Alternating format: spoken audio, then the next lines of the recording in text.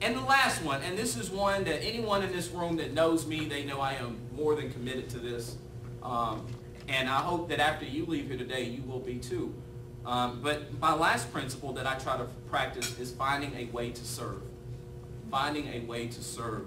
How many of you in the room are volunteers in the community? Great, great. It's pretty much the entire room. Now, the best way to become successful is to be committed to helping someone else to be successful.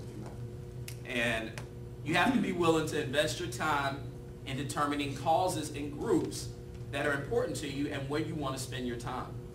And, you know, I use the analogy of homeless versus the arts. And I use that analogy because they're so on dramatic ends of the spectrum, a homeless initiative, and then obviously working with maybe our arts and symphony here in the community. But both of those are very important initiatives. And if you have a passion for homeless people, then that's what you should be doing. If you have a passion for the arts, then that's what you should be doing. There's no hidden rule about volunteering, that you have to give it to some certain kind of cause, or that you have to work at AIDS care, or that you've got to work with cancer patients. No. The arts and the symphony make they make a huge contribution to the Winston-Salem community. And if you're volunteering for that, and if you're putting forth your time and investing in that, then you're helping our community as a whole. The main important thing you need to do is just find some kind of way to serve, whatever kind of way that might be.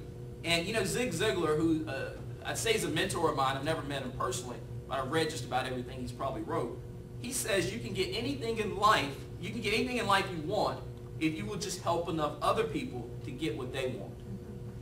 And that is so critical. Helping other people to achieve successful outcomes. That's what we do at Wharton Gladney Company every day. Now, when you hear about Wharton Gladney Company, you hear that we're a real estate investment banking group, and you hear that we put commercial mortgages together, and you hear that we've done over $100 million in loans. You hear that kind of stuff. But that's not the real mantra. That's not the real philosophy of the company. The real philosophy of the company is to help people be successful. And that may be because they need to buy a piece of real estate for their business, or they may want to buy a piece of real estate for investment. But it's helping people to achieve those successful outcomes. Studies have shown that those who volunteer have less stress, which result in better health and disease prevention.